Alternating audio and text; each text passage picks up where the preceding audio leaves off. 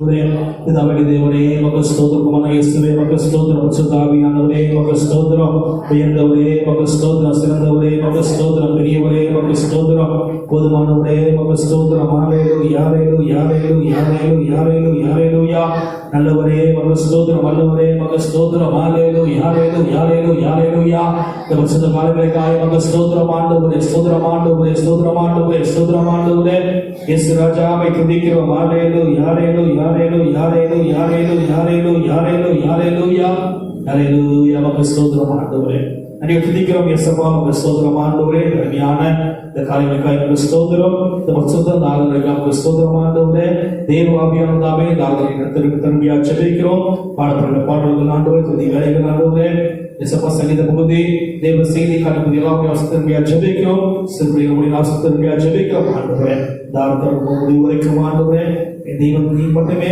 இந்த ஆராதனை வெற்றிக்குடியா ஜெபிக்கிறோம் சகல கன துதி மகிமை மக்கள் செலுத்துகிறோம் கருணைப்பட்டலா ஜெபிக்கிறோம் சீக்கிரமாய் கொண்டு வருமையா ஜெபிக்கிறோம் இயேசுவின் நாமத்தில் ஜெபிக்கிறோம் ஜெபம் நல்ல பிதாவே ஆமென்.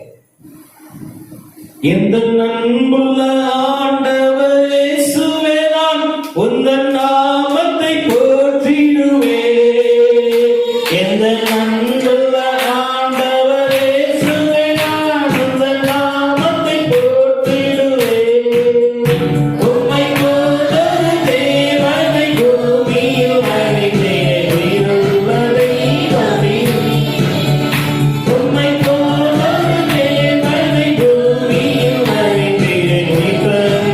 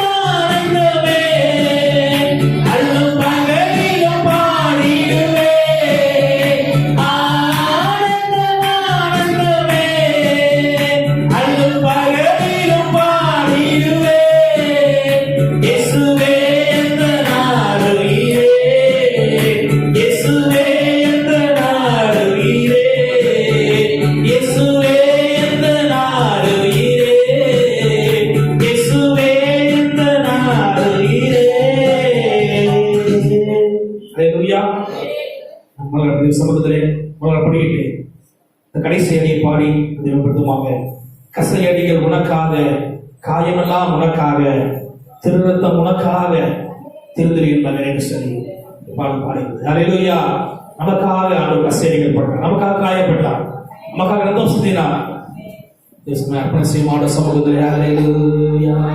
கசையடிகள் எனக்காக, காயமெல்லாம் எனக்காக, கசையடிகள் எனக்காக, காயமெல்லாம் எனக்காக, திருரத்தம் எனக்காக, தீர்ந்திடுவே நின்றே.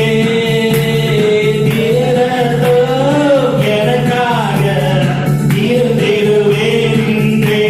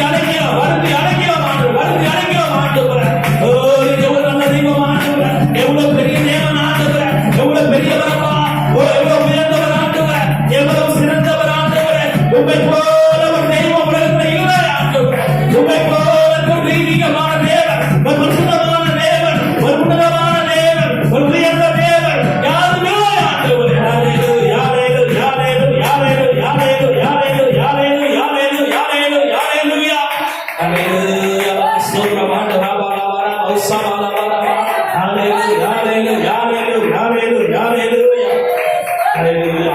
உம்மை போல தெய்வம் யாரும் இல்லை ஆண்டவரே. உம்மை போல நல்ல தெய்வம் யாரும் இல்லை ஆண்டவரே. உம்மை போல நல்ல தெய்வம் யாரும் இல்லை ஆண்டவரே.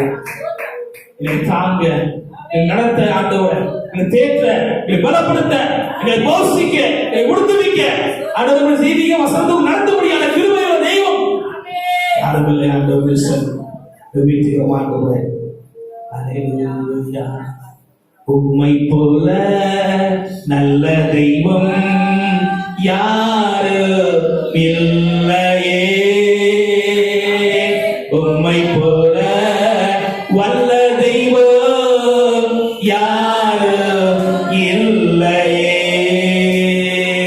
உம்மை போல என்னை தாங்கிட, உம்மை போல என்னை தேற்றிட யாரும் இல்லையே. இயேசுயா யாரும் இல்லையே. உம்மை நான் போற்றுகிறேன், வாழ்த்துகிறேன், வணங்குகிறேன். சொல்லுவாங்க, உம்மை நான் போற்றுகிறேன், வாழ்த்துகிறேன், வணங்குகிறேன். என் தெய்வமே, என் இயேசுவே,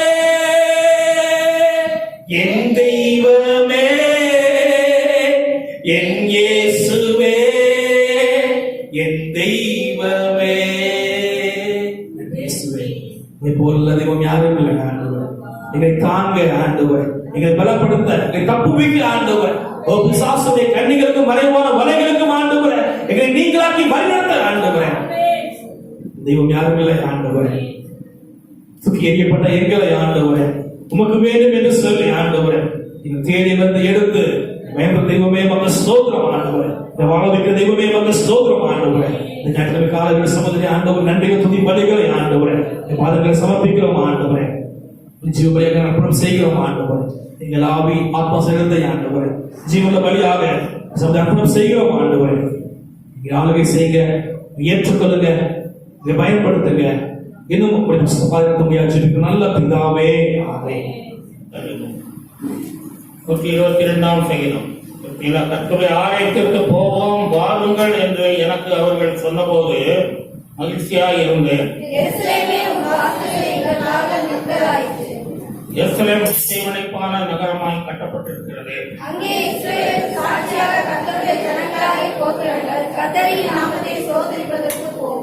அங்கே தாவீதின் வம்சத்தாருடைய நியாயாசனங்கள் வைக்கப்பட்டிருக்கிறது.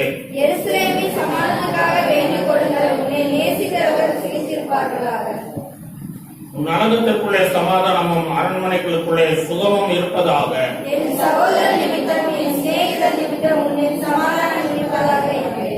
எல்லாம் சேர்த்து வாசிப்போம். நீங்கள் தேவனாகிய கர்த்தரின் ஆலயத்தின் நிமித்தம் உனக்கு நன்மை உண்டாக வேண்டுவேன். கர்த்தருடைய ஆலயத்துக்கு போவோம் என்று சொல்லுவது என்ன செய்தேன்? ஆசைப்படணும். என்ன ஆசைப்படணும்? ஆசைப்படணும். ஆசைப்பட்டாதான் உங்களுக்கு மகிழ்ச்சி வரும். அல்லேலூயா. ஆலயத்துல நீங்க மகிழ்ச்சியை பெற்றுக்கொள்ள முடியும். ஆலயத்துக்கு வந்தீங்கன்னா இங்க என்ன சொல்றது? உன் அலங்கத்துக்குள்ள சமாதானமும் அரண்மனை சுகமும். ஆலயத்துக்கு வர்ற பிள்ளைகளுக்கு என்ன கிடைக்கும்? சமாதானம், சுகம் இருக்கும். ஆலயத்துக்கு வர்ற பிள்ளைகளுக்கு நன்மை உண்டாகும். 9ஆம் வசனம் என்ன சொல்லிட்டு? கர்த்தர் ஆலயத்தின் நிமித்தம் நன்மை உண்டாகும். அல்லேலூயா. இப்பட்ட ஆசீர்வாதங்கள்லாம் உங்களுக்கு கிடைக்க நீங்க என்ன செய்யணும்? ஆலயத்துக்கு வாஞ்சையா வரணும், ஆசையா வரணும். உள்ளன்னும் ஆசையாய் வரணும். அல்லேலூயா. இந்த ஆசையா வந்திருக்கிற பிள்ளைகள்லாம் கர்த்தரை ஸ்தோத்திரம் பண்ணுவார். ஸ்தோத்திரம் ஸ்தோத்திரம் ஸ்தோத்திரம். நாட்கள் காத்துக்காக ஸ்தோத்திரம் பண்ணுவார். வாரம் முழுவதும் நம்ம குடும்பங்களை நடத்துவதை ஸ்தோத்திரம் பண்ணுவோம். ஸ்தோத்திரம் பண்ணுவோம். ஸ்தோத்திரம் உலகம் நடத்த ஊழியர்களுக்காக ஸ்தோத்திரம் பண்ணுவோம். ஸ்தாபன தலைவர்களுக்காக, கிளை ஊழியர்களுக்காக சோத்திரம் பண்ணுவோம்.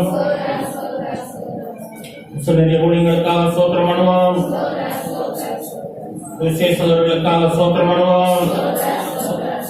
கால்நடை பிரசங்கர்களுக்காக சோத்திரம் பண்ணுவோம். வார்த்தைமாக ஊழியம் செய்வர்களுக்காக சோத்திரம் பண்ணுவோம். சுவாசிகளாக இருந்து மக்களை ஆதாயம் பண்ணுகிறவர்களை சுவிசேஷம் சொல்லுகிறவர்களை ஆசீர்வதிக்க சோத்திரம் பண்ணுவோம். நம்முடைய சபை கர்த்தர் ஆசீர்வதிக்க சோத்திரம் பண்ணுவோம்.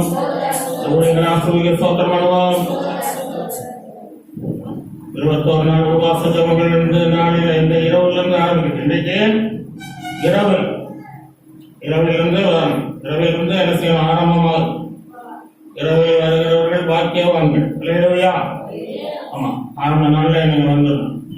ஒரு இரவு 7 மணிக்கு ஆரம்பமாகும், சீக்கிரம் முடிஞ்சிடும். 8 மணி செய்ய பேப்பர்ல உங்களுக்கு காலில் சிப்ஸ் இருக்கும். இந்த குறிப்புகளை சொல்லி நாம ஜெபம் இல்லை ஸ்தோத்திரம் பண்ணாலே ஒரு நிமிஷம் ஆகும். 60 குறிப்புகள். அல்லேலூயா. 60, 65, 68 குறிப்புகள் இருக்கு. அதனால சீக்கிரமா அதை முடிச்சு நம்ம போயிடும். அத்தனை ஸ்தோத்திரம் பண்ணுவோம்.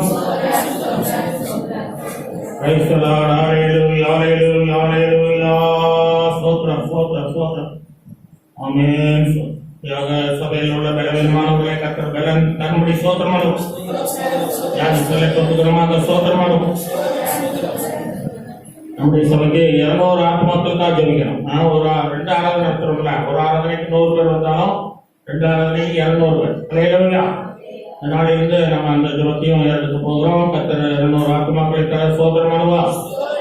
சின்னவராய் சிறுவராய் நம்மை பலத்த ஜாதியாய் ஆயிரமாய் பிறகு பண்ண ஸ்தோத்திரம் பண்ணுவோம். ஆமென். ஸ்தோத்திரம், ஸ்தோத்திரம், ஸ்தோத்திரம். ஆண்டவரே ஸ்தோத்திரம். அதை ஆசீர்வதிர், சகித்த ஆசீர்வதிர், செய்தியில் ஆசீர்வதித்தார். உங்களுக்கு பிள்ளைகளை பலப்படும். சண்டே ஸ்கூல் ஊழியர்களை ஆசீர்வதி. இயேசுவின் நாமத்தில் ஜெபிக்கிறோம் நல்ல பிதாவே. நம்ம இன்னைக்கு தேவனுடைய செய்தி நேரம் கணக்கு செல்வோம். தேவ பிள்ளைகளுக்கு இருக்க வேண்டிய ஆசைகள். தேவனுடைய பிள்ளைகளுக்கு இருக்க வேண்டிய ஆசைகள். தேவனுடைய பிள்ளைகளுக்கு ஆசைகள் இருக்க வேண்டும். அந்த ஆசைகள் ஆவிக்குரிய ஆசைகளா இருக்கும். என்ன ஆசைகளா இருக்கணும்? ஆவிக்குரிய ஆசைகளா இருக்கும். உலகத்துல 2 விதமான ஆசைகள் இருக்கிறது. ஒன்று உலகத்துக்குரிய ஆசை, ஒன்று பரலோகத்துக்குரிய ஆசை. ஒன்று மாம்சத்துக்குரிய ஆசை, ஒன்று ஆவிக்குரிய ஆசை. ஒன்று இம்மைக்குரிய ஆசை, ஒன்று மறுமைக்குரிய ஆசை. 2 ஆசைகள் இருக்கிறது. பவுல் சொல்கிறார், ரோமர் 8:5 சொல்கிறார், மாம்சத்துக்குரியவர்கள் மாம்சத்துக்குரியவைகளையே சிந்திக்கிறார்கள், ஆவிக்குரியவர்கள் ஆவிக்குரியவைகளையே சிந்திக்கிறார்கள். ஆனா ஆவிக்குரிய பிள்ளைகள் ஆவிக்குரியவையே சிந்திக்கணும். மாம்சத்துக்குரிய காரியங்களையே சிந்தித்து என்ன செய்யக்கூடாது? சித்து கலங்கி கவலைப்படக்கூடாது. அல்லேலூயா. ஆவிக்குரிய பிள்ளைகள்.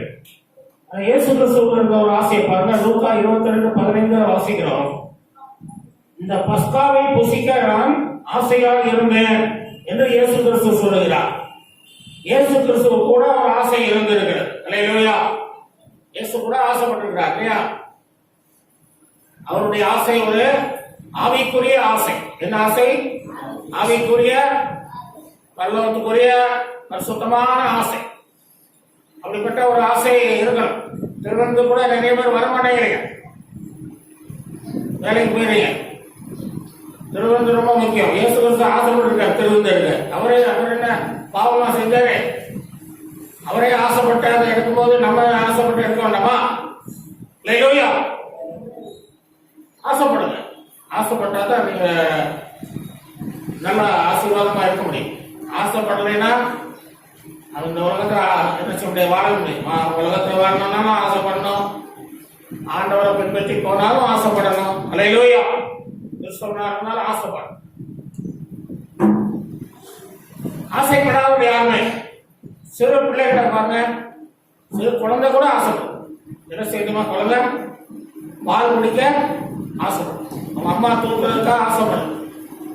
அந்த சிறு பிள்ளைகள் பசிச்சா அதை என்ன செய்ய அழுது வேணும்னு ஆசைப்படும்.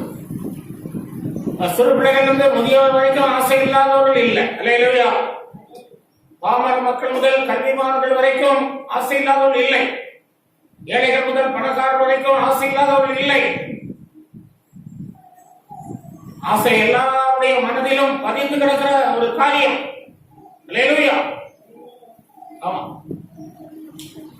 சில போதவர்கள் சொல்லுவாங்க, ஆசையே இருக்கக்கூடாது. கிறிஸ்தவர்களானா என்ன இருக்கக்கூடாது?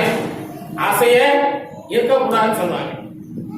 அவங்க வேதத்தை சரியா அறியாதனால அப்படி சொல்றாங்க. அல்லேலூயா. வேதத்துல 2 ஆசைகள் சொல்லப்பட்டிருக்கிறது. ஒன்று இருக்கக்கூடிய ஆசை, ஒன்று இருக்கக்கூடாத ஆசை. இருக்கக்கூடிய ஆசை இருக்குது, இருக்கக்கூடாத ஆசை இருக்கு. அல்லேலூயா. அதை நம்ம பிரித்து பார்க்கணும். பார்த்து எது இருக்கக்கூடாது, அந்த வேண்டாத ஆசைகளை விளைக்கணும். இருக்க வேண்டிய ஆசைகளை வளர்த்துக் கொள்ளணும். அல்லேலூயா.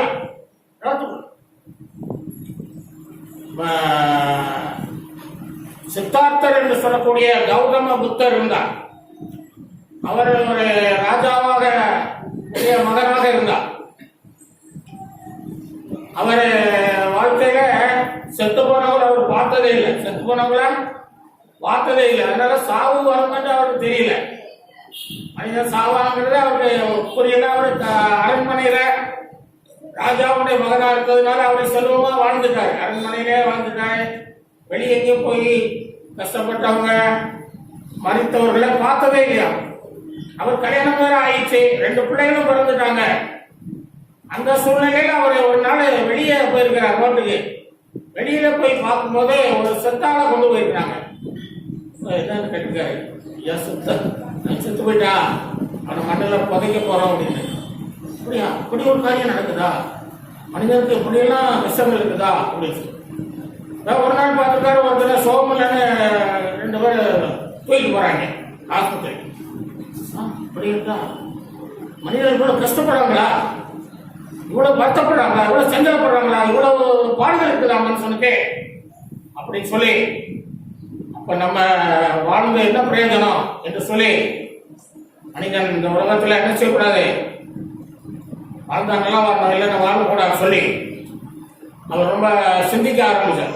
சிந்திக்க ஆரம்பிச்சு போதிய மரம்னு ஒரு மரம், அந்த மரத்தடியில போய் உட்கார்ந்து ரொம்ப யோசித்து சாப்பிடாம இல்லாம இருந்து அப்படியே காத்திருந்தார்.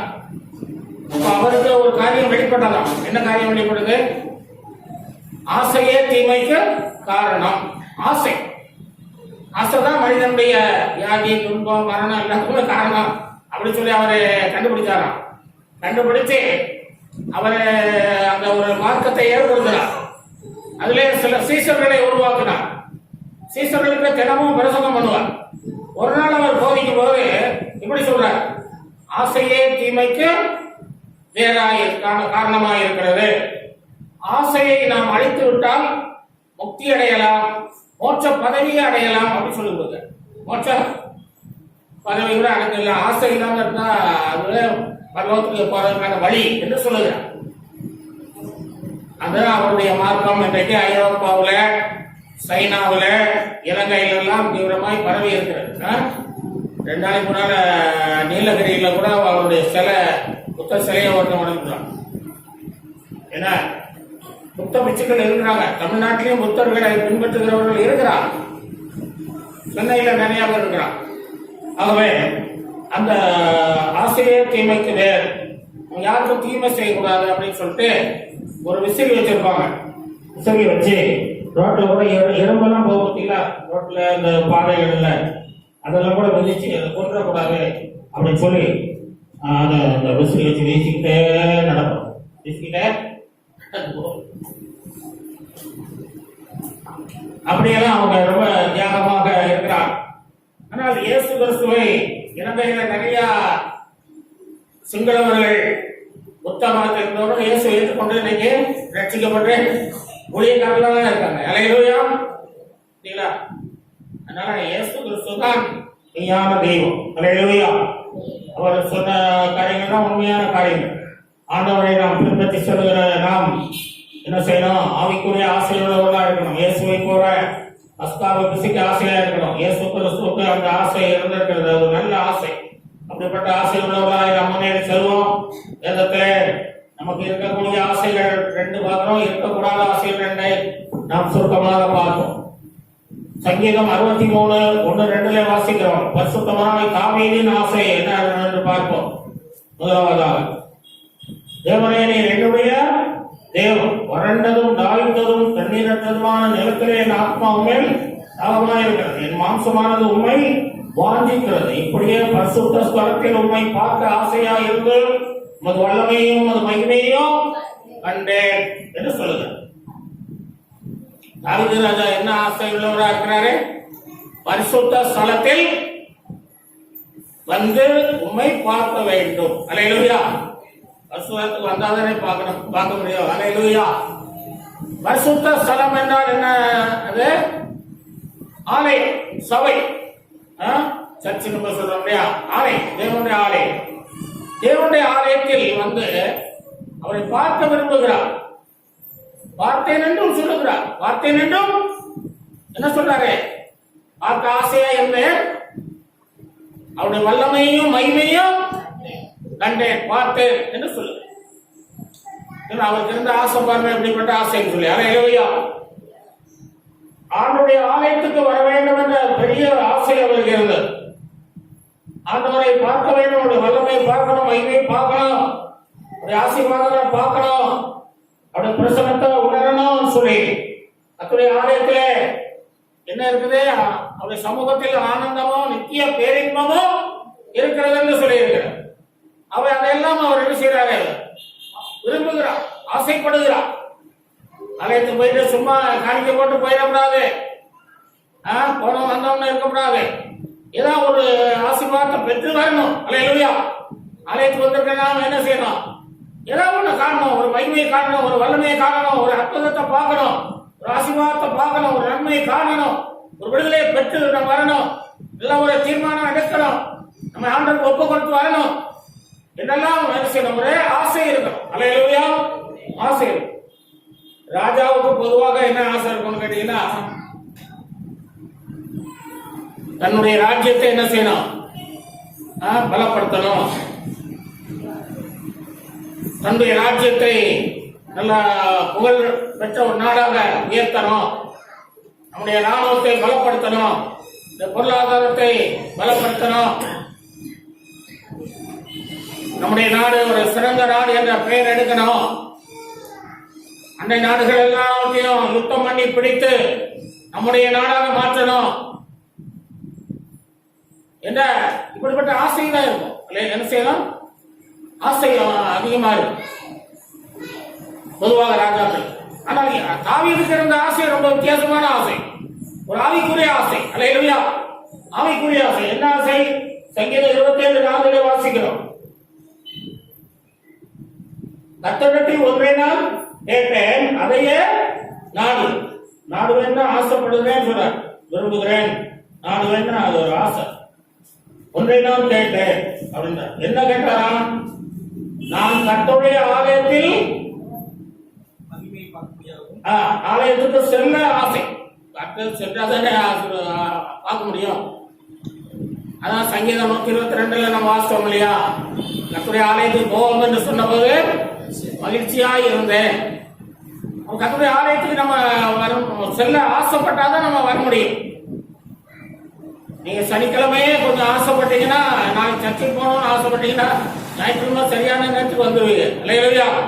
சரியான நேரத்துக்கு வருவீங்க. ஏன்னா நீங்க ஆசைப்பட்டதுனால நீங்க வர முடியுது. ஆசைப்படலைன்னா வர முடியாது, முடியாது, வர முடியாது. ஆசைப்பட்டாதான் வர முடியும். அதனால ஆசைப்படணும். தாவீது ஆலயத்துக்கு செல்ல ஆசைப்படுகிறார். ஆலயத்தினுடைய நன்மைகள் ஏராளம் இருக்கிறது. வேதத்தில் சொல்லப்படுகிறது. ஆலயத்தில் சம்பூர்ண ஆசீர்வாதங்கள் இருக்கிறது. அதனால அந்த ஆசீர்வாதங்களை பெற்றுக்கொள்ள அவர் என்ன செய்யறார்? ஆலயத்துக்கு போக வேண்டும் என்று ஆசையா இருக்கிறார். அவர் காட்டுல வனாந்தரங்களில் அலையும் போது கூட அவர் என்ன செய்யறாரு? 42 செய்யுதுன்னு சொல்றார். முன்னால பாத்தீங்கன்னா ஆலயத்துக்கு என்ன செய்வார்? பாத்தியா போவேனே, துதியும் சத்தமான துதியும் பாடலுமான சத்தத்தோடு போவேன். இப்ப அதெல்லாம் இல்லையே சொல்லி அவர் வனாந்தரத்தில் இருக்கும்போது போக முடியல. கலங்குகிறார், கண்ணீர் விடுகிறார், வேதனைப்படுகிறார். நம்ம ஒரு வாரம் ஆலயத்துக்கு வரலைன்னா வேதனைப்படலாமா? வேதனைப்படுது. ஆமா, ஒரு நாள் போலன்னா என்ன குடியா முடிய போச்சு அப்படின்னு சொல்லி நம்ம அதை அப்படியே உதாசீனப்படுத்துகிறோம்.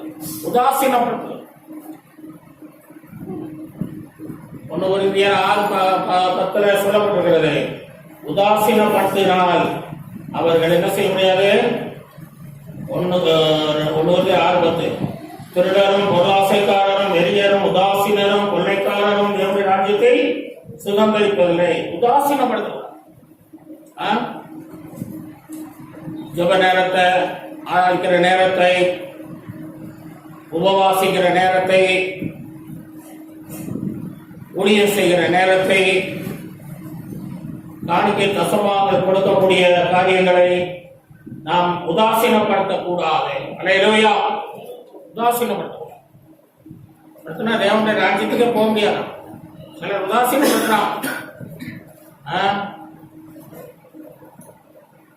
தாவீது பாருங்க, உதாசீனப்படுத்தாம கர்த்தருடைய ஆலயத்தை என்ன செய்யறாரு? ரொம்ப விரும்புகிறார், ஆசைப்படுகிறார். ஒன்றை கேட்டார், அதே நாள் அது என்னன்னு கேட்டா கர்த்தருடைய ஆலயத்துக்கு செல்ல ஆசைப்படுகிறேன்னு சொல்றார். இரண்டாவது, கர்த்தருடைய ஆலயத்தில் மகிமைய பார்க்கணும்னு விரும்புகிறார். மகிமை ஆலயத்தில் வந்து நீங்க ஆராதிக்கும் போதே, தொழுது கொள்ளும்போது அவருடைய மகிமை இறங்கி வரும். அல்லேலூயா. அன்னைக்கு சாலமோன் ஆலயத்தை கட்டி பிரதிஷ்டை பண்ண போது மகிமை இறங்கி வந்தது என்று வேதத்தில் சொல்லப்படுது இல்லையா? அவருடைய மகிமை மரியாதை சொன்னார், நீ விசுவாசித்தால் மகிமையை பார்ப்பாய். அல்லேலூயா. அப்படியே சொல்லிட்டு லாசருவை உயிரோடு எழுப்பி அந்த மகிமையை காண செய்தார். அல்லேலூயா. உங்கள் வாழ்க்கையிலும் இருக்கிற செத்து போன காரியங்களை உயிர்ப்பிப்பா. அல்லேலூயா. ஆலயத்துக்கு வந்து ஆராதிக்கும் போது உங்க மகிமை உங்க மேல இறங்கி உங்கள் வாழ்க்கையை உயிர்ப்பிக்கும். செத்து போன வாழ்க்கைகள் உயிர்ப்பிக்கப்படும்.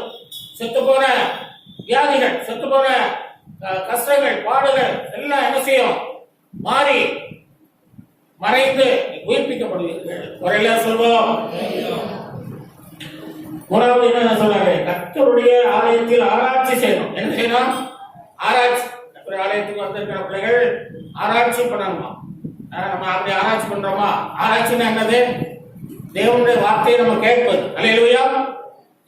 காது உள்ளவன் கேட்க கடவன் அப்படின்னு சொல்லி ஆண்டவர் இயேசு கிறிஸ்து வெளிப்படுத்தல சொன்னார். காது இருக்கிறவர்கள் கேட்கணுமா? நீங்கள் கேட்கிறதுக்கு தீவிரமாயிருங்கள், அப்புறம் பேசுவதற்கு பொறுமையாயிருங்கள். ரொம்ப பேசாதீங்க, கேட்கறது மட்டும் தீவிரமா கேளுங்க. ஆண்டவருடைய வார்த்தைகளை நம்ம தீவிரமா கேட்கணும். அல்லேலூயா. ஒரு சகோதரன் இருந்தார், அவங்க வீட்டு பக்கத்துல ஒரு சகோதரன் இருந்தார். அவரு ஆண்டவர் அறியாத ஒரு மனுஷன் தான். ஆனா இவங்க 2 பேரும் ஃப்ரெண்டு. அதனால அவன் எப்போதும் கூடுவாரு, ஆலயத்துக்கு வான்னு கூப்பிட்டு இருந்தாரு இந்த பிரதர். அவன் வரல. போனா நம்மளையும் மாத்திடுவான், கிறிஸ்தவன் ஆக்கிடுவாங்க. அவங்க பேச்சு, அவங்க வார்த்தைகள்லாம் ரொம்ப நம்மளை மயக்கிறோம். நம்ம அப்படியே கிறிஸ்தவனா மாறிடுவோம்னு சொல்லி வரவே இல்லை. சர்ச்சைக்கே வர மாட்டேன். இப்படி பல வருஷங்கள் போயிட்டு இருக்கு. இவரு கூப்பிட்டு தான் இருக்காரு. ஒரு நாள் அவரு சொன்னாரு, சென்னையில இருந்து ஒரு பாஸ்டர் வராரு இன்னைக்கு, அந்த ஒரு செய்தியை கேளுங்க, இன்னைக்கு கண்டிப்பா வரணும் சொல்லி கையோட இழுத்துட்டு போயிட்டாரு. ஆலயத்தில் போய் உட்கார்ந்து இருக்கும் போது அவர் என்ன செய்யறாரு, அந்த மனுஷன் வார்த்தைகள்லாம் கேட்டா நம்ம கிறிஸ்தவனா மாத்திடுவாங்கன்ட்டு 2 விரல்ல காதை என்ன செய்யிட்டாரு, 2 விரல்ல அப்படியே உள்ள அப்படியே அடைச்சிட்டு அப்படியே இருக்கு. அப்படியே தியானத்தில் இருக்க மாதிரி இருக்கு. இவர் என்ன நினைக்கிறாரு, இவர் நல்ல வசனத்தை கேட்கிறாரு, ரட்சிக்கப்பட்டுவாரு இவர் நினைக்கிறாரு. அவர் 2 காதலையும் விரல்ல வச்சு அடைச்சுக்கிட்டாரு. அப்போ ஒரு ஈ வந்து மூக்குல உட்காரு. மூக்குல உட்காந்தோன்னா அப்படி போயிட்டு மறுபடியும் வந்து மூக்குல உட்காரு. மறுபடியும் அப்படி விரட்டுற, மறுபடியும் வந்து உட்காரு. அந்த கையை எடுத்தபடி விரட்டுற. விரட்டும் பாஸ்டருடைய பிரசங்கத்துல பிரசங்க காதுக்குள்ள போயிடுச்சு. காதுள்ள மனுஷன் கேட்க கடவன் அப்படின்ற அது சொன்ன அந்த வார்த்தையை என்ன சொல்ல அடிக்கடி சொல்லிட்டு இருக்கேன். காதுள்ள மனுஷன் கேட்க கடவன் அப்படின்னு. அதான் என்னடா நம்மளை பார்த்தா சொல்றாரு, காது இருக்குங்க, காது அடைக்காதுன்னு சொல்றாரு இருக்கேன். காது இருக்குல்ல, நம்ம கேட்போமே, சரி என்னதான் பேசுறாங்க இந்த பாஸ்டர் கேட்போம் அப்படின்ட்டு கேட்டாங்க பாருங்க. அன்னைக்கு ஆண்டவருக்கு தன்னை ஒப்பு கொடுத்தாங்க. அல்லேலூயா. ஆகவே நம்முடைய பிரயாசங்களை ஆண்டவர் பார்க்கிறார். அல்லேலூயா. நம்முடைய காரியங்களை ஆண்டவர் பார்க்கிறார். நம்ம என்ன பிரயாசப்படுகிறவர்களை பார்த்து ஆண்டவர் அதை ஆசீர்வதிக்கிறார். நம்முடைய பிரயாசம் வீண் போகாது என்று சொல்லுகிறார். அல்லேலூயா. கர்த்தருடைய ஆலயத்தில் மூணாவதாக ஆராய்ச்சி செய்யணும். வேதத்தை சாது சுந்தர் சிங் வேதத்தை ரொம்ப ஆராய்ச்சி பண்ணிட்டு இருந்தார். ஒரு நாள்ல சாது சுந்தர் சிங் ட்ரெயின்ல போயிட்டு இருக்கும் போது அவரோட கூட ஒரு மந்திரவாதியும் பிரயாணம் பண்ணினான். மந்திரவாதி ஒருத்தன் பிரயாணம் பண்ண அந்த மந்திரவாதி பார்த்தா, இந்த ட்ரெயின்ல ரொம்ப பேர் இருக்கிறாங்க, நம்ம மந்திர வேலையை கொஞ்சம் காமிப்போம், மாயாஜாலங்களை செய்வோம், மக்கள் கொஞ்சம் காசு கொடுப்பாங்க அப்படின்னு சொல்லி அவன் எந்திரிச்சு மந்திர வேலையை ஆரம்பிச்சான். அப்ப எல்லாரும் எழுந்திருக்கன்னு சொன்னான். ஆனா எல்லாரும் எழுந்து அவன் பக்கமா வந்தாங்க. அந்த மாயாஜாலங்களை பார்க்க, மாய வித்தைகளை பார்க்கறதுக்கு எல்லாரும் கூட்டிட்டாங்க. பக்கத்துல இருந்த கம்பார்ட்மெண்ட்ல இருந்தவங்க எல்லாம் வந்துட்டான். ஆனா இவரே எந்திரிக்கல. இவரே எந்திரிக்கமா வேத புஸ்தகத்தை வைத்து அப்படி தியானித்து கொண்டே இருக்கிறார். ஆராய்ந்து பார்க்கிறான். அப்ப அவன் சொன்னா, என்னையா இப்படி உட்கார்ந்துருக்க, கூப்பிட்டா எல்லாரும் வந்துட்டாங்க, என்ன இது வர மாட்டேங்குது, தடிக்காரரே வாரும் அப்படின்னு சொல்லி. அவர் வரல, நான் வரலப்பான்ட்டாரு. அப்ப அவன் சொன்னா, என்னுடைய வேலையை நான் காமிச்சேன்னா ரத்தம் வைக்கிடுவேன் அப்படின்னு சொல்லி. அதுக்கும் அவர் பயப்படல. என்ன சொல்லி எந்திரிக்க மாட்டேன், ரத்தம் காக்க வைக்கவா, நீ வச்சு பாரு அப்படின்னா. என் கூட ஆண்டவர் இருக்கிறா, நீ வேணா என்ன வேணா செய் அப்படின்னா. அது என்னமோ பண்ணி மந்திர வேலைகளை வச்சு மண்டபோட வச்சு என்னமோ பண்ணா ஒண்ணுமே செய்ய முடியல. ஒண்ணுமே அவரை செய்ய முடியல. அப்புறம் அங்க போய் அடுத்த கம்பார்ட்மெண்ட்ல போய் அவ சில மாய வித்தைகள்லாம் செய்து பார்த்தா அதுவும் நடக்கல. அப்ப அவன் வந்து இவருடைய காலில் விழுந்து மன்னிப்பு கேட்டான். அல்லேலூயா. ஆண்டோட பிள்ளைகள் வேதத்தை ஆராய்ந்து பார்த்தால், வேத புஸ்தகத்தை எங்க போனாலும் எடுத்துட்டு போனால், எங்க போனாலும் வேதத்தை சமயம் கிடைக்கும் போதெல்லாம் வாசித்தால், வேதத்தை நீங்கள் சும்மா இருக்கிற நேரம் தியானித்தால், உங்களை ஒரு மந்திரவாதியும் என்ன செய்ய முடியாதுமா, மாய வித்தைகள் செய்ய முடியும். கூடு உத்தரம் சொல்லுவாங்க, கூடு உத்தரம். அந்த கூடு உத்தர வேலைகள் எல்லாம் கூட செய்ய முடியும். அல்லேலூயா. எந்த காரியமும் செய்ய முடியும். அல்லேலூயா. சத்துடைய சகல வல்லமையை அதிகாரம் மேற்கொள்ள உங்களுக்கு அதிகாரத்தை ஆண்டு கொடுக்கிறார். அல்லேலூயா. ஞானஸ்நானம் பெற்ற பிள்ளைகளுக்கு சகல அதிகாரமும் இயேசுவுக்கு இருந்தது போல சகல அதிகாரமும் இருக்கிறது. இயேசுவுக்கு வானத்திலும் சகல அதிகாரம் இருந்தது. ஞானஸ்நானம் பெற்ற பிள்ளைகளுக்கு சகல அதிகாரத்தை ஆண்டு கொடுக்கிறார். நீங்கள் அவருடைய பிள்ளைகள். அல்லேலூயா. ஆகவே நீங்கள் பயப்படாது, எந்த குடும்பத்துக்கு பயப்படாதீங்க. அல்லேலூயா. கர்த்தர் உங்களோடு நடத்துவார். அங்கே நான் அவராக என்ன சொல்றாரு, என் காலம் முழுவதும் கர்த்தருடைய ஆலயத்தில் தங்கியிருக்கவே ஆசைப்படுவேன்னு சொல்றார். என் ஜீவகாலம் எல்லாம் கர்த்தருடைய ஆலயத்தில் தங்கியிருப்பதே எனக்கு போதும். எனக்கு ராஜா பதவி கூட வேண்டாம், சிங்காசனம் வேண்டாம், அரண்மனை வேண்டாம், ஒண்ணு வேண்டாம். கர்த்தருடைய ஆலயம் போதும், ஆலயத்தின் வாசல்படி போதும் என்று சொல்லுங்க. சொல்லுங்க. இவ்வளவு ஆசைப்படுறாங்க. நாம் இது மாதிரி தேவனுடைய ஆலயத்தை ஆசைப்பட்டவங்க யாருமே இருக்க முடியாது. அல்லேலூயா. இவ்வளவு ஆசைப்படுறாங்க. அப்படிப்பட்ட ஆசைகள் நமக்கு இருக்கிறது நல்லது. அல்லேலூயா. நம்ம என்ன நினைக்கிறோம், இந்த வாரம் ஆனானே போலேன்னா பாஸ்டர் ஏதாவது கேட்பாரு, வரல பாரு, இல்லைன்னா பாஸ்டருடைய மகன் கேட்பா, இல்லைன்னா யாரா கேட்பா பாசமா அப்படின்னு சரி கிறிஸ்தவனா பிறந்துட்டோமே அதனால போவோம் ஆலயத்துக்கு. சிலர் பக்கத்து வீட்டுல கேட்பாங்க, என்ன இன்னைக்கு சர்ச்சுக்கு போறியாங்க அப்படின்னு சொல்லி சொல்லுவாரு.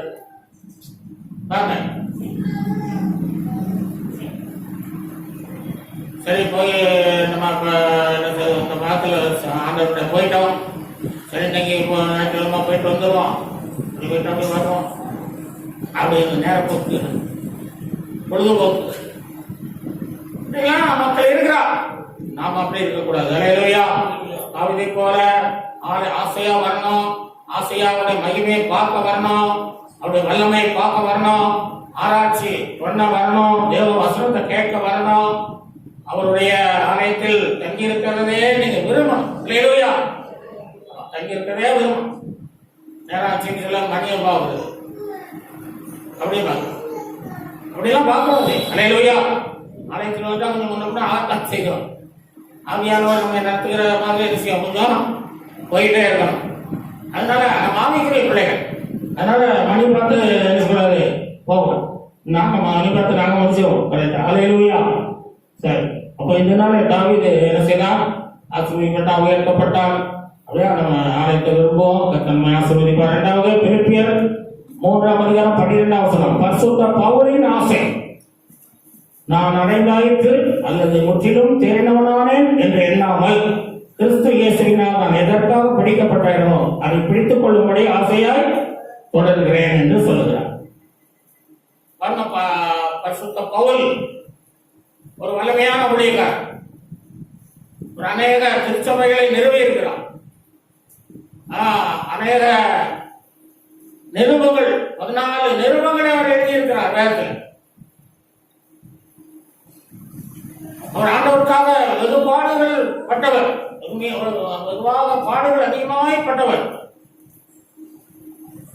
மரித்து போன ஒரு மனிதரை கூட உயிருடன் எழுப்பியிருக்கார். மரித்து போன ஒரு மனிதரை எழுப்பிட்டார். பெரிய குறி சொல்ற ஒரு பொண்ணு இருந்தா, குறி சொல்றவன். அவ அந்த சம்பாதிக்க பட்டணமா என்ன பண்ணணும், இமேஜ் பட்டணமா பட்டணத்துல அவளோட ராஜா முதற்கொண்டு எல்லாரையும் என்ன செய்திருந்தா, அவளுடைய அந்த மந்திர அந்த குறி சொல்றதுனாலே அவங்க எல்லாரையும் என்ன செய்திருந்தா ஆதாயப்படுத்தி நல்ல பேர் பெற்ற சேர்ந்தா. பவுல் போகும்போது அவன் கரெக்டா சொல்றான், இவர் தேவனுடைய ஊழியக்காரர், தேவனுடைய ஊழியக்காரர். அப்ப பவுல் பார்த்தாரு, ஏன் விசுவாசம் அவ்வளோ, நீ என்னக்கு சொல்றதா? நீ என்னை பார்த்து நான் யாரும் சொல்றியா? தேவன் என்னை பார்த்து சொன்னா போதும் என்று சொல்லி அசுத்தாவி வழிபட்டு போகட்டும் அப்படின்ட்டு அவ பொத்தனு கீழே விழுந்து அசுத்தாவி என்ன தெரியுது, குறி சொல்றாவி ஓடி குரலே சொல்லுங்க அப்படின்னா அவருடைய வார்த்தைகள் வல்லமையுள்ள வார்த்தைகளா இருந்தது. வல்லமை பெற்றவராக இருந்தார். மறித்து போனவன் 3ஆம் மணியில் விழுந்துட்டான். விழுந்து நொறுங்கி போயிட்டான். அவனை கூடையில அள்ளிட்டு வராங்க. மீன்லாம் கூடையில அள்ளிட்டு போகல. அது மாதிரி ஐத்தியோ பேர், ஐத்தியோ எழுங்க முடிஞ்சு வச்சு. அல்லேலூயா. அப்படிப்பட்ட பவுல் கூட என்ன ஆசை இருந்ததா, கர்த்தர் என்னை எதற்காக அழைத்தார், எதற்காக தெரிந்து கொண்டார், என்ன பொறுப்பு எனக்கு கொடுத்திருக்கிறார், நான் அந்த லக்கை நோக்கி தொடர்ந்து கொண்டிருக்கிறேன். அதை ஊழியத்தை கர்த்தர் எனக்கு கொடுத்த அந்த பெரிய ஊழியத்தை நிறைவேற்ற நான் விரும்பி ஆசைப்படுகிறேன். அல்லேலூயா. இந்த ஆசை தான் அவருக்கு இருந்தது. எல்லாம் செய்தோம், கொஞ்ச நாள் செய்தோம், எல்லாம் பண்ணிட்டோம், முடிஞ்சு வச்சு போதும் அப்படின்னு திருப்தியாக அவர் என்ன சொல்கிறார்? அப்போஸ்தலர் வாசிங்கள். அப்போஸ்தலர் 9ஆம் அதிகாரம்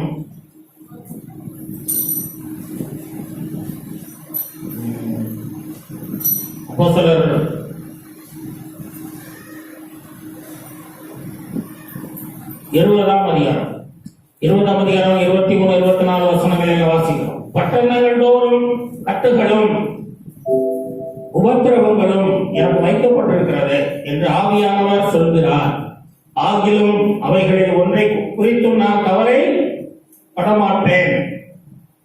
என் உயிரையும் அருமையாக எண்ண மாட்டேன். என் ஓட்டத்தை சந்தோஷத்தோடு முடிக்கவே விரும்புகிறேன். இயேசுநாதர் தந்த ஊழியத்தை நிறைவேற்றவே நான் விரும்புகிறேன், ஆசைப்படுகிறேன் சொல்லுகிறார். அல்லேலூயா. ஆண்டவர் எதற்காக என்னை அழைத்தாரோ அவன் சொல்றார். எதுக்காக அழைத்தாரு? அப்போஸ்தலர் 9:15. தேவன் பரிசுத்த பவுலை இஸ்ரவேல் ஜனங்களுக்கும் பிரஜாதிகளுக்கும் ராஜாக்களுக்கும் கிறிஸ்துவின் சுவிசேஷத்தை அறிவிக்க தன்னை தெரிந்து கொண்டதை திட்டவட்டமாகவும் தெளிவாகவும் அவர் அறிந்திருந்தார். ஹல்லேலூயா. என்ன திட்டம் தெளிவாக நம்முடைய அழைப்பை நாம் அறிந்திருக்கிறோம். ஆண்டவர் அழைத்தார் என்பதை நாம் உறுதிப்படுத்த வேண்டும். அதான் சொல்றாரு, இப்போ 2 பேர் 1:10 சொல்றாரு, ஆகையால் சகோதரரே உங்கள் அழைப்பையும் தெரிந்து கொள்ளுதலையும் உறுதியாக்கும்படி ஜாக்கிரதையாக இருங்கள். இவைகளை நீங்கள் செய்தால் ஒரு காலம் இடறி போக மாட்டேன். பவுல் அப்போஸ்தலன் அழைப்பையும் தெரிந்து கொள்ளுதலையும் ஆண்டவருடைய எதற்கு அழைத்தாருங்கிற அந்த நோக்கத்தையும் அந்த பொறுப்புகளையும் அவர் அனுதினமும் தியானித்தார், சிந்தித்தார். அதையே அவர் என்ன செய்தார்? ஒவ்வொரு நாளும் அதை மதித்து நடந்தார். அதனாலே அவர் இடறி போகல. அல்லேலூயா. இடறி போகல. ராஜாக்கள் கூட அவரை எதிர்த்தாங்க. ராஜாக்கள் இருந்தாங்க அந்த காலத்துல, அவங்க எதிர்த்தாங்க. சாதாரணமா சிலர் சர்ச்சை நடத்தக்கூடாது அப்படின்னு எதிர்த்தாலே நம்ம பயந்து நடத்தாம போட்டுருவோம். அதையே நடத்தாம கூட போட்டுருவோம்.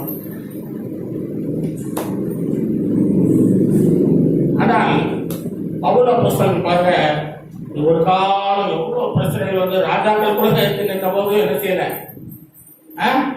அவங்களுக்கு சூரியன் சொல்லி அப்போ அந்த ஒரு நியாயாதிபதிக்கு சொல்றாரு, அவன் என்னைய கிறிஸ்தவனாக்க பாக்குறியா அப்படிங்க, என்னையா கிறிஸ்தவனாக்க பாக்குறியாப்பா அப்படின்னு சொல்றான். அப்போ அந்த அளவுக்கு சுவிசேஷத்தை சொல்லி அவனை மாத்துறாரு. அல்லேலூயா.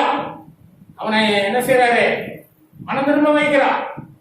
அவளை அப்போஸ்தலனை சிறைச்சாலையில போட்டாங்க. கை காலெல்லாம் கட்டி என்ன செய்தாங்க? காலையும் கட்டிட்ட சங்கிலி போட்டாங்க, கையிலையும் விலங்கு போட்டு படுக்க போட்டாங்க. ஆனா ராத்திரில அவரும் சீலாம இருந்து என்ன செய்தாங்களாம்? ஜபம் வாயை கட்டல. அதனால வாய் என்ன செய்தாரு? துதித்து ஸ்தோத்திரம் பண்ணி பாட்டு பாடி ஜோ பண்ணும்போது என்ன கட்டுகள்லாம் கையில இருந்து கலந்து விடுச்சு. ஆமா, சபையில கொஞ்ச நேரம் தான் கை கட்டி ஆராதனை பண்றீங்க. வீட்டுல போய் நல்லா கை கட்டி என்ன செய்யுங்க? நல்லா பாடுங்க, நல்லா துதிங்க, நல்லா ஆராதனை பண்ணுங்க. உங்க கட்டுகள் எல்லாம் கலந்து போயிடும். அல்லேலூயா. அப்படியெல்லாம் பவுலுக்கு வந்த துன்பங்கள் அநேக இருந்த போதிலும் அவர் ஆண்டவரை மறுதலிக்கல, இடறி போகல. என்ன செய்யணுமா? இடறி போல சொல்றாரு, ஆண்டவருக்காக ரொம்ப பிரயாசப்பட்டேன். ஆண்டவருக்காக 40 அடிக்கு 1 குறைய 5 முறை அடிபட்டேன். அப்ப எத்தனை அடிபட்டிருக்காரு? 195 அடி வாங்கினாரு வாரினால. இந்த வாரத்தை ஒரு சாட்டா வச்சிருப்பாங்க. அதுல 12 வார்கள் இருக்கும். 12லயும் 12 குண்டுகள் இருக்கும். ஒன்னு 12லயும் 12 குண்டுகள், 144 குண்டுகள் இருக்கும். அது வச்சு அடிப்பாங்க. 39 தடவை அடிச்சுட்டு விட்டுருவாங்க. ஏன்னா 40 அடிச்சுட்டா மறுபடியும் அடிக்க கூடாது. அப்போ அப்படியே 5 தடவை அடி வாங்கியிருக்கேன். என்னமா நம்மலாம் ஏசுனதான் ஒரு அடியாக வாங்கியிருக்கோமா? வாங்க. ஒருத்தன் சொல்லி சொன்னோம், ஒருத்தனுக்கு சொன்னோம், அடிச்சு போட்டான். அல்லேலூயா.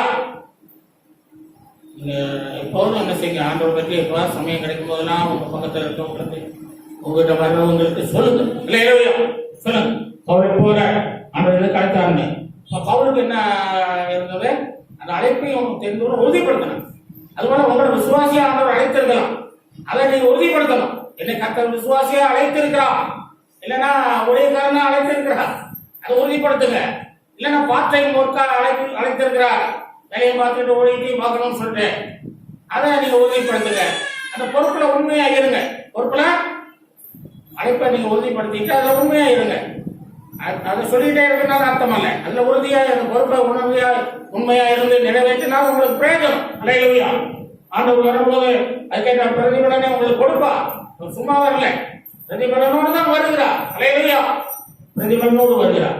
ஆகவே அந்த அழைப்பை உறுதிப்படுத்தணும். நமக்கு இருக்க வேண்டிய அழைப்புகளை பார்த்தோம், இருக்கக்கூடாத அழைப்புகளை நாம் பார்க்க ஆண்டவர் கிருபை செய்யட்டும்.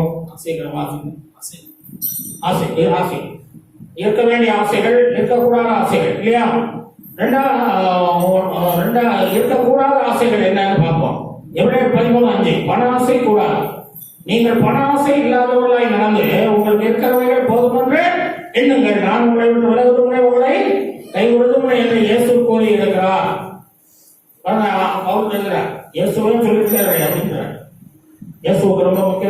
சொல்லுகிறார். உலகத்தின் முடிவு வரை உங்களோடு கூடவே இருப்பேன்னு ஆண்டவர் சொல்லி இருக்கிறார். ஆகவே ஆண்டவர் நம்மளோட கூட இருக்கிறார். நமக்கு பண ஆசைகள் வரக்கூடாது. 1 தீமோத்தேயு 6:10 வாசிக்கிறோம். பண ஆசை எல்லா தீமைக்கும் வேற இருக்கிறது. சிலர் அதை இச்சித்து தங்கள் அநேக வேதனைகளாலே தங்களை உருவ குத்தி கொண்டு இருக்கிறார்கள் என்று சொல்லுகிறார். அநேக வேதனைகள், பணாசை தீமைகள் வந்து வேதனையும் கொண்டு வருது. அதனால பணாசை இருக்கக்கூடாது என்று நாம் இதிலே வாசிக்கிறோம்.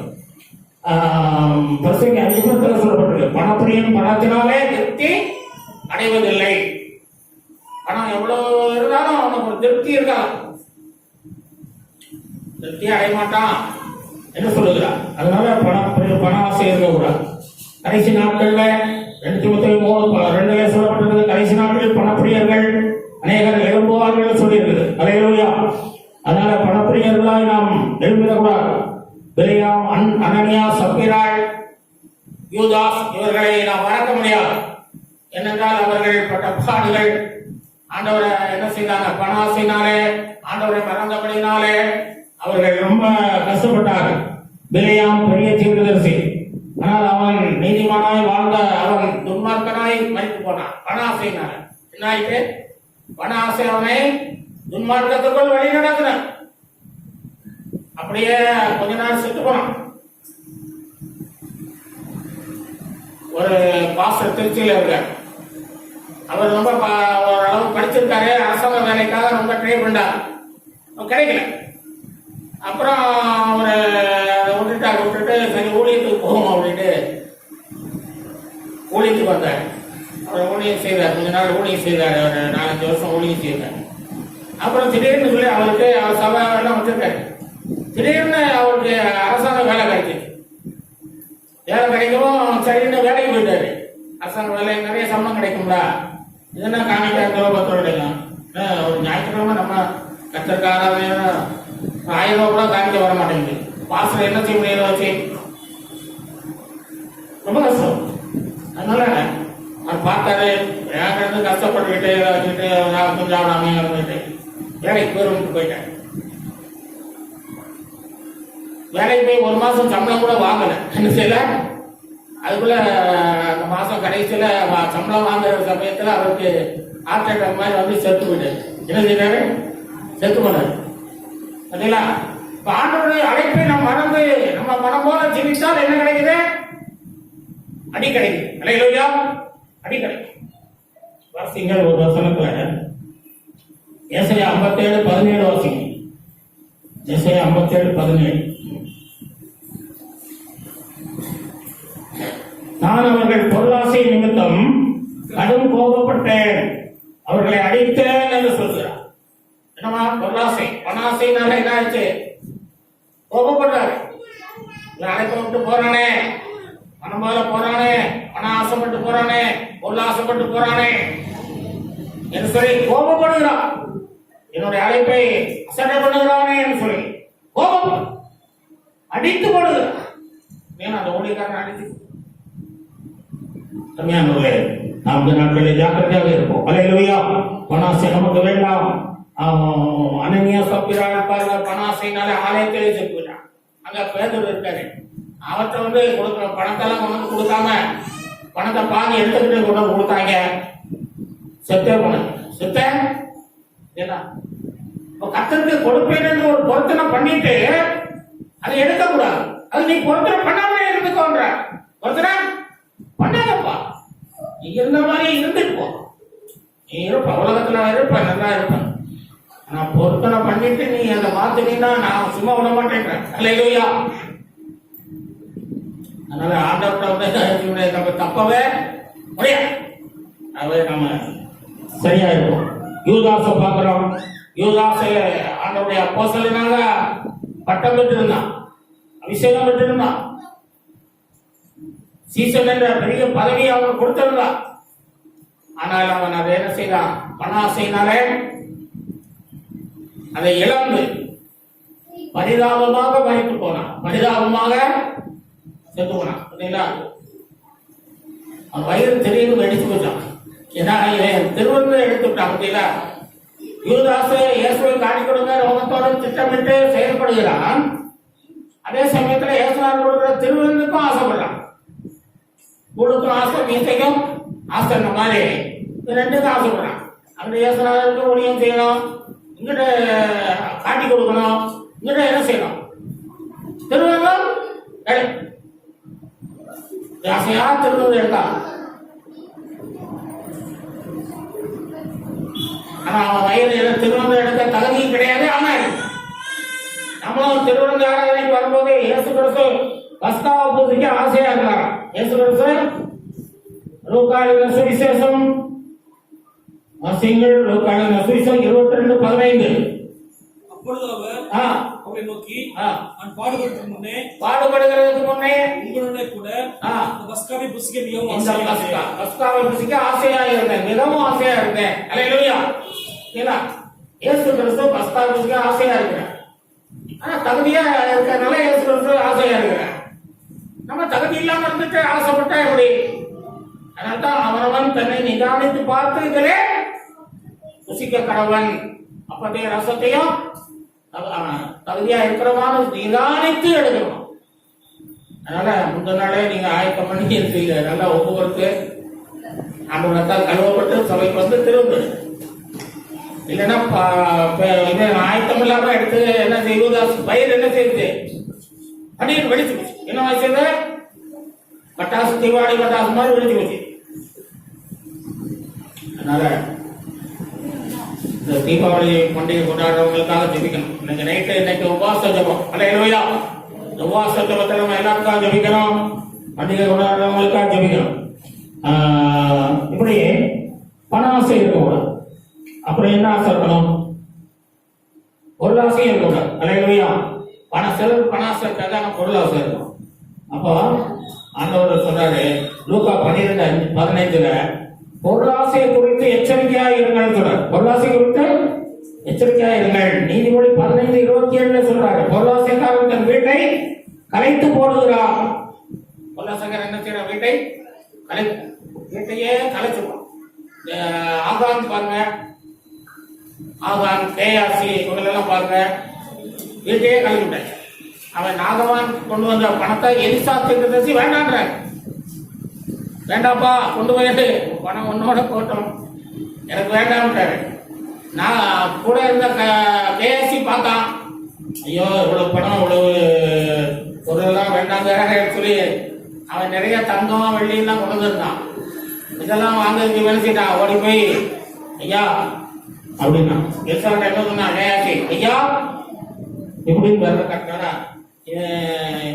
யூரின் பாஸ் பண்ண போறான் அப்படின்னு நினைச்சிட்டாரு அவரு. இவன் எங்க போயிட்டான்? நேரா ஓடி போய் அந்த நாகமான போய் தொடர்ந்து பிடிச்சி, அவன் குதிரையில ஏறி போறான். அவன் தொடர்ந்து பிடிச்சி அவன் அப்படி ஓடுறான். ஓடி போய் வாங்கிட்டு வந்து வீட்டுக்குள்ள வச்சுட்டு எலிசாக்கு எடுத்து வரணும். வந்து ஐயா சாப்பிட்டீங்களா அப்படி நீ போகும்போது என் மனசு கூட வரலையா?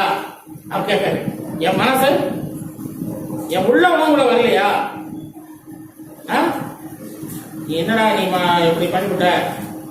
அதனால நீ அந்த நாகமானுடைய குஷ்ரோகம் உன்னையும் குடும்பத்தையும் விடு அப்படின்னு சொல்லிட்டேன். இவன் குஷ்ரோகி ஆகினா கூட பரவாயில்ல.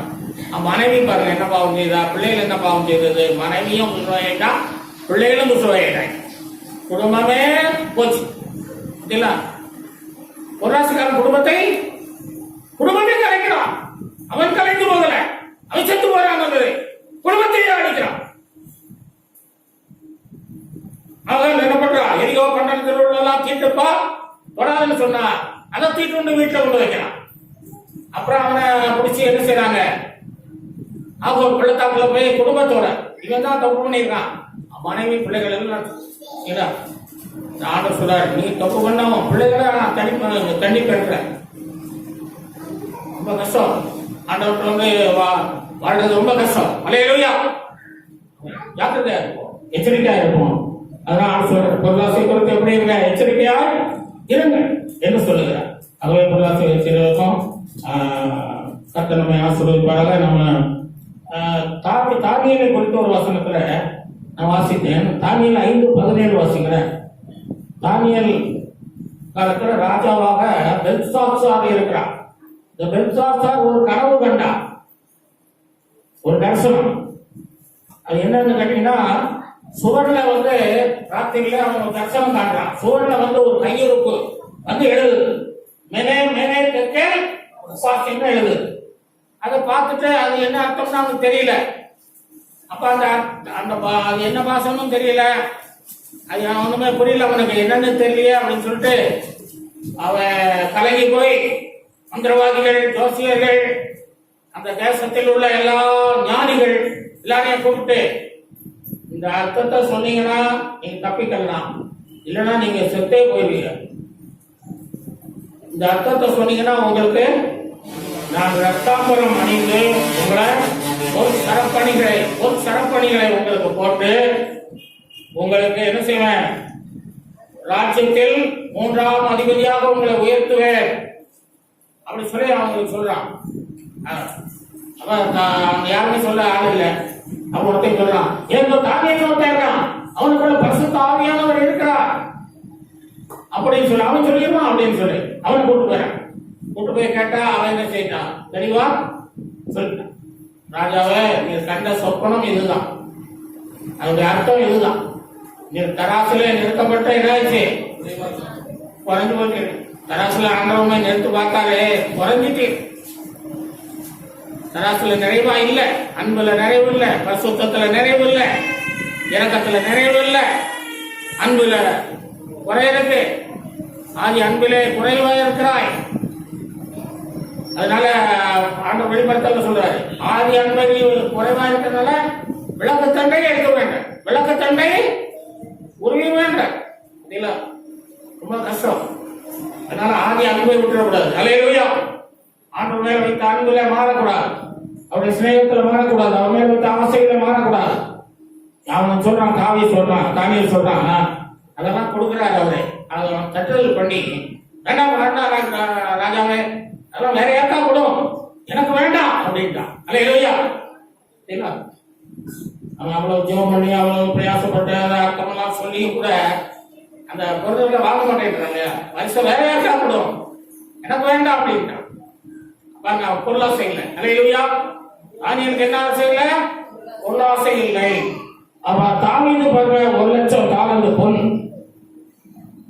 2 நாளாவது வாசிங்கன்னா 1,00,000 தாலந்து பொண்ணு, 10,00,000 தாலந்து வெள்ளி, விலையுயர்ந்த கற்கள், விலையுயர்ந்த மரங்கள், விலையுயர்ந்த இரும்பு, விலையுயர்ந்த வெண்கலம், எல்லாத்தையும் அவன் சேர்த்து வச்சதெல்லாம் தனக்கு வேண்டும், பிள்ளைகளுக்கு வேண்டும், ஆட்சியில இதெல்லாம் நமக்கு தேவைதான் சொல்லி வைக்காம எல்லாத்தையும் தன்னுடைய ஆலயத்துக்கு நான் கொடுத்தேன். ஆலயத்துக்கு நான் எல்லாம் ஒன்றுமே வேண்டாம்னு கொடுத்துட்டேன். அல்லேலூயா. தாவீதுக்கு அந்த பொருளாசை இல்லை. அல்லேலூயா. ஆலயத்தின் மேலதான் ஆசை இருக்கு. பவுலுக்கு ஊழியத்தின் மேலதான் ஆசை இருக்கு. கற்பிக்கப்பட்ட ஊழியத்தை நிறைவேற்றணுமே ஆசைப்படுறான். இயேசு கிறிஸ்துவுக்கு பஸ்கா புசிக்க அவரு ரொம்ப ஆசைப்பட்டாரு. பவுல் இன்னொரு இடத்துல சொல்லும்போது, என் சரீரத்தை விட்டு பிரிந்து ஆண்டவரோடு கூட இருக்க எனக்கு அதிக, கிறிஸ்துவோட இருக்க அதிக ஆசையா இருக்கிறது சொல்ல. பூமியில கஷ்டம், பாடு, துன்பம் இருக்கு, ஆவியானவர் வேற கட்டெடுத்து உபத்திரம் இருக்கு, போராட்டம்னு சொல்லிட்டே இருக்காரு. அதனால அங்கே போயிட்டா ரொம்ப நல்லதுன்னு விரும்புறான். அல்லேலூயா. அது ஒரு ஆசை இல்ல. அப்போ நமக்கு இருக்க வேண்டிய ஆசைகள் 2 பார்த்தோம். இருக்கக்கூடாத ஆசைகள் 2. இருக்கக்கூடாத ஆசைகள் என்ன? பணாசை, பொருளாசை. நிலா சங்கீதக்காரன் ஜெபிக்கிறார். சங்கீதம் 119, 36 வாசிகள்.